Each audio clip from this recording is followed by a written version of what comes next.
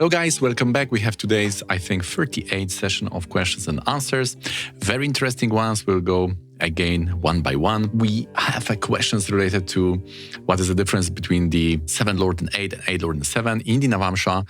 But the similar question was about the Dashamsa, Lagna Lord and 8 Lord in the Lagna. I got it in the YouTube comments, so I found that we can a little bit zoom out and get some abstract, basic understanding of the difference. We also have two more personal questions. One is about what I find fascinating about the nodes and also what fascinates me about the astrology. So we'll also go through these. Then we have about the 7 and 8 in the Navamsha in the context of marriage. So very important. Then career life, a little bit about the description. So here we will be revisiting some concepts which were already discussed in previous lectures, but probably they will be more unified, brought together. And the last one is about 12th house and start dating. What is the difference? Is it good house for starting marriage or for marriage in general, or is it bad marriage? So let's start the intro and go to this first one.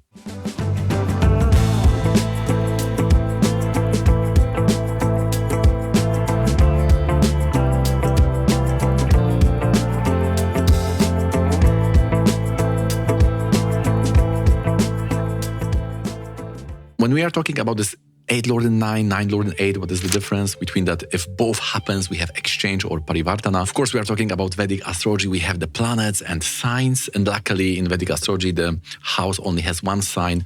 And based on that Lord of that sign, this is also Lord of the house. And therefore, because each house has some meaning, for example, Lagna is appearance or personality, and the second house is about family. So if both are connected, there is some connection, there are impact, there is continuity, many types of relationship. But what is the difference? Is it any difference? Because some people are saying that there is completely no difference. Some people are saying it's only nuance, not worthy to mention. And some are saying, yes, there is a big difference we need to understand. My Guruji told me, yes, there is a difference. It's like opening the house. So first the house must open and then you are getting that whatever is in that house. For example, if you have 7 lords in a 10th house, then we say, yes, this is the situation when you are starting working, and then somehow the marriage karma is available to you. So it doesn't mean that you will meet the partner through work or that there will be some direct connection, but somehow karmically there is this trigger of one activity to the other. Similarly, if 5th lord in the 12th, as soon as you are going abroad, this whole talk of children now is starting. So these examples are there. We were also taught that, for example, 9 Lord and 7 means that the fortune opens to you after marriage, whilst when the 7 Lord is in the 9th, then it means that the marriage or the partner is your fortune. So that is also the difference. So when and what. So quite big difference, we could say. So this is like a locker room, right? The package is coming and you need to open the locker and then you are taking whatever is there. So just to make it more universal, try to extract the theory, we can say that the house must first happen and then the Lord is given to you. So in your chart also you may notice which parts of the chart you must seek and you must do some effort, or which are given to you automatically when you are starting some kind of activity, right?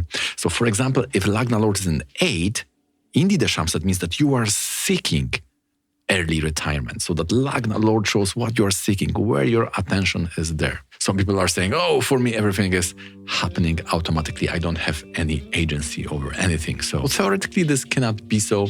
You can open your chart and see where is my part of the influence. The next question is about, could you share a case or example of Rahu Ketu effect on one's life that you found unusual or peculiar or just very interesting? So I don't have the specific examples, but I can say what is very interesting. So first of all, these are extremes of the moon. So whatever is extreme, it's usually takes our attention.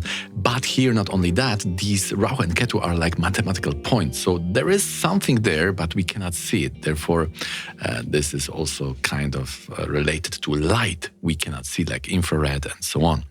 And because these are extremes and these are not seen, this connection of these two are creating those aura of mysticism. And for me, it's quite personal also because I have a Rahu in the Lagna. And I must say that when it comes to personality and when it comes to my epistemology and also maybe some of the values, I'm into more Rahu, right? So the preference of lifestyle, where I want to be, authorities, some values are, we could say, there is a big part of the Rahu, right? The Rahu has took that part of my personality.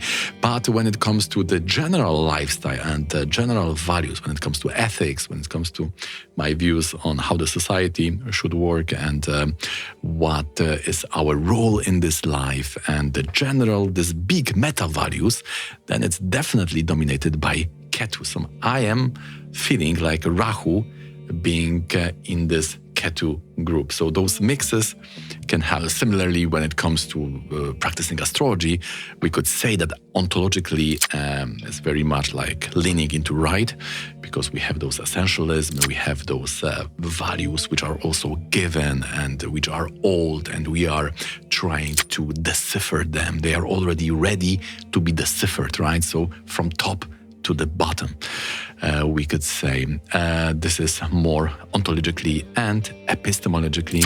It's the tradition is also very important. So it can a little bit lean towards right, but when it comes to ethics, when it comes to sociology, psychology, and the living in a society, things like that, those whole socio-economic things, I'm very much more into this progressive. So also this mix, right? So this Rahu also is an interesting planet because it can give those mixes. You are always between some things. Because Rahu and Ketu are coming from the moon, because they are mathematical points related to this Chandra journey wobble. Chandra is about the mind and about psychology, and therefore this Rahu and Ketu showing the extremes. This is the border after which there could be some breaks in the psyche and some kind of mental challenges will be there. So obsessive compulsive disorder, that whole thing beautifully described, the Rahu being obsessive and Ketu being the compulsive. And Ketu is also repeating things. It could be in that obsessive compulsive disorder to get relief. In autism or in the ADHD, it could be just to, in ADHD especially, is to get the focus. In the autism, it's also soothing. And generally, Ketu repeat the things to get the siddhi, to get the perfection. So each mental challenge will have those interesting Rahu and Ketu thing. For example, in the ADHD, we also have this Ketu being very like laser focus. So it's very much getting this hyper focus, which is the big part of ADHD, but also those freezing time or waiting for something. This is also Ketu, like shunya, no thought state. And this is also a big part of ADHD. Whilst on the other hand, Rahu being also the ahamkara karaka, the ego. So this rejection dysphoria, which is also very much present in ADHD, this we could also assign to Rahu. And of course, this thoughts which are coming from all direction, right? So all the channels or the tabs in the our web browser are open and all the music is coming all the time. And therefore, Rahu is this big researcher because he can mix things, right? And he can, it's also a trendsetter because through mixing things which other people would not get this, he's also the inventor. So this is the good and the bad parts of Rahu and Ketu. And similarly, you will have those, especially those neurotypical cognitive challenges or types of cognitive perception. You will also have those minus and pros and cons, right? And if you see them in the chart, you assign them to some other parts of your life, then you can expand this psychological challenge or neurotypical work you have and understand it a little bit better with the help of your chart. So Rahu and Ketu as a general philosophy is quite revealing, and it's very helpful to understand what's going on in this world. Similarly, like the gunas concept, which is very broad and very psychologically also helpful. similarly, the nodes, the Rahu and Ketu. This is, especially for the mental challenges, is a very, very interesting thing. But also, this is not only restricted to psychology, also in the sociology, this is many trends, how the society works. So if you are mentally or cognitive challenged somehow, you can see the Rahu and Ketu, what role, what position they have in your chart. And therefore, you also can understand and can get the best of their position. So to get the positive and somehow to block or remedy this negative part of the nodes in your chart. The next question is there something which is particularly attracting you or excite you about Jyotisha, something that deeply interests you and fascinates you? So a little bit going back, I will tell you my story. Very important in marketing. Started with typology, which is the branch of psychology. So I think for most of us, especially when it comes to Western astrology, we first get into that typology part. I think most of the people, unfortunately, are staying at that level of typology, which is you are earthy sign, so you will be like this. You are watery sign, you will be like this. So basically dividing people into groups and assigning some psychological traits to them. It's very nice, and it's helping us to somehow order the world and bring some meaning, at least when it comes to general concepts, maybe not yet on the predictive part, but to understand better how this typology works. It's like was said in that one comment of some astrologer on the YouTube. This comment says, even if this doesn't work, I love the prediction. So this is the typology. You cannot do a lot with that, but reading about this is quite enjoyable. So then after some time, because I was connected to Vaishnavis, I got into contact with the Vedic Astrology. So first, I remember I got the CD from my friend from US, and there was this, some software. I don't remember what kind of, I think it was Parashara 2000 or something like that. And there, totally new world opened for me because everything was changed. I had suddenly Gemini ascendant, not Cancer, and I had the moon in the 8th, not in the 9th in Aquarius, like in the Western astrology. So some things changed. And then I was doing research. I was looking for various schools. I remember some Vaishnava friends, they were recommending me the system approach, but I was not super happy. I found very fast, I think I get lucky. This is the Navamsha part. If you have these yogas in the Navamshas related to astrology, then it's very easy to find all those things. So there was this Yahoo groups related to Pandit Sanjay Rath, and there was one person to whom a style of astrology I was very attracted because it was very analytical and also very philosophical. So both this analytical and synthesize styles were very nicely balanced. I've asked if you can teach me, and I got lucky. And then this event type of astrology, which ambition is to predict something not only restricted to your subjective psychological thing, more deterministic worldview, but I was already there because of my previously being exposed to Vedic philosophy, so that whole reincarnation thing, karma thing. So that was already something which I get in sync with. I didn't have problem with that. So the astrology was the next step to now personalize that general concepts of karma. And then I was living in Warsaw, and I have a good friend from Western astrology, and he was obsessed about this finding a key. I need to find a key. I remember also that we were checking the charts of our friends, and he was looking at this from the Western, I was looking from the Vedic perspective, and we were comparing which school shows better. We had different conclusions on that, but it was quite interesting. And then I moved to Germany, and in Germany, around 2013, I was really obsessed about this. Also, this was the continuation of that finding a key and that research part. I think that research part is still living until now. I love to, this is my addiction to read daily charts of celebrities or other people. So daily I must see some charts and see what is the micro macro.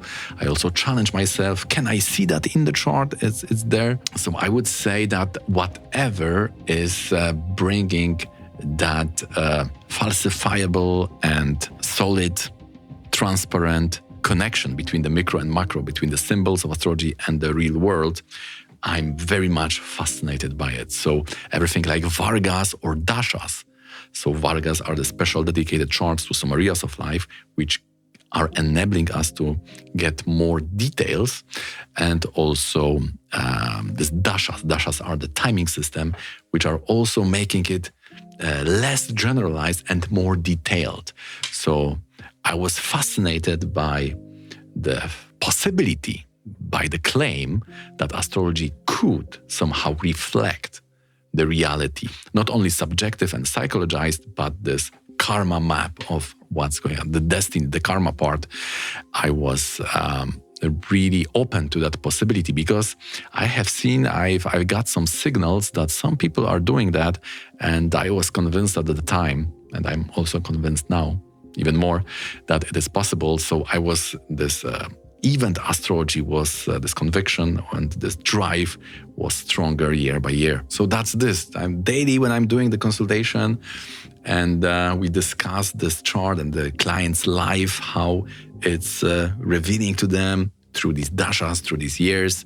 And it's every chart is a new fascination, how this is possible, how this works. Okay, let's go to the next question. 7th Lord in the 8th and 8th Lord in the 2nd, and the Lagna Lord in the 8th. What is the difference in the Navamsha? So the Navamsha is the special chart which is showing the fortune and the marriage.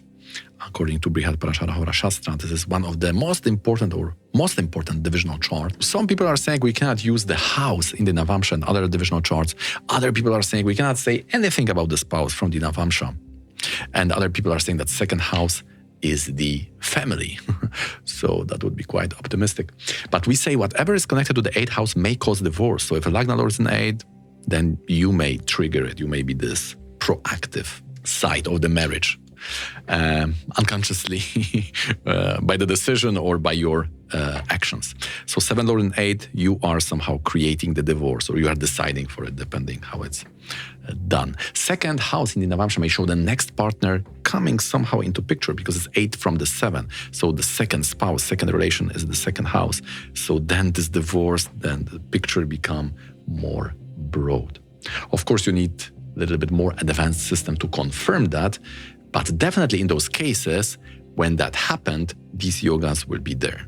So if you have these yogas in the chart, maybe you need something more. So it's not, I don't want to create some predictions that, yes, there will be divorce because of the another person. But those people who had it definitely will have those yogas. But you need something more, that's the point. So the 8th house is like a bridge. If it's rotten, you will fall down. If it's strong, you will be able to come to the land. If it's not, then you will fall into the water. So you can see also your 8th house, if it's strong, it's not, what yogas are there, and then this will tell you, especially in the Navamsha, this is most important, about the sustenance of the married life. If it's strong, it's good, but maybe you don't want this, so then you would like to have some Nicha Grahas or weak or bad yogas, something like that. The next question is very, very often asked question about how we can accurately predict one's career through Vedic astrology.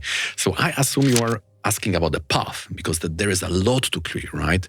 It could be how successful is it, or how it started, or where was the debut, or when you will retire, how long it will be. There are many, many questions, and all of them can be answered by Vedic astrology, but how we can say the path. So I would say 10th house from moon, very important, because from Lagna it will show how you are working, and from the moon it's more about time, when, the place, and also what you will do. So all of these 3 questions somehow will be answered on this vocabulary of Bhava Karaka. Then we have Aruda. Aruda is also the very important thing, because it can categorize, it can block other possibilities. And in advanced astrology, what we need to exclude the options. We don't need to include more, right? Because the chart will include so many options. The one position of Lord in the house or planet in the house will give you like 50 options, how it can manifest. Some astrologers are doing some kind of tarot astrology, that they are telling, oh, Mars in the 2nd house. And they are telling you 50 options, okay? So some of the options will manifest, and then you have this horoscope effect, Barnum effect, which means that you are perceiving something generalized as a detailed.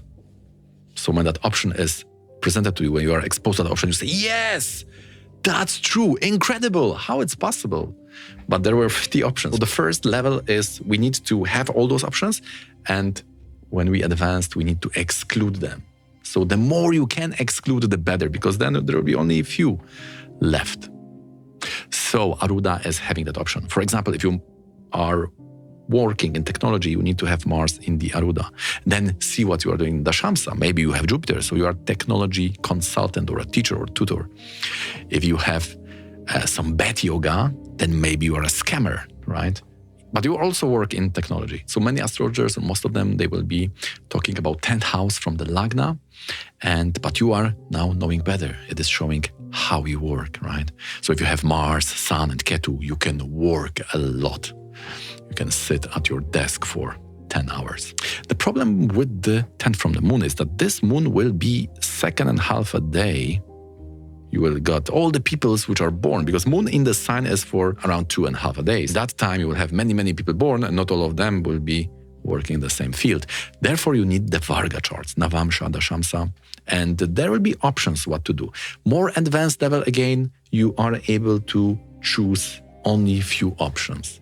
Or at least person may go through all of the options, but only some of them will be giving you wealth, fulfillment, and focus. And the Raja Yoga in the Dashamsa, you can check which one. So that is a little bit more advanced, but through the Varga charts, through the divisional charts, because they are very sensitive to time, now you are able to differentiate between all of those people born in that 2.5 day. So astrology can help you to find the path, what will be the best for you. See 10th house from the moon in your chart, see the Aruda Lagna and the Navamsha and Dashamsa. In the Dashamsa and the D10 chart. Now it seems very, very easy. 2nd, 6th, and 10th. But before we got all those rules from the Shirachyutananda tradition, it was all mystery. We only knew that the Shamsa is showing real life. We didn't know what to do about it. But the astrology will not do the work for you. So still, if you have found that path, you need to work on that to get the mastery every day, many hours for years.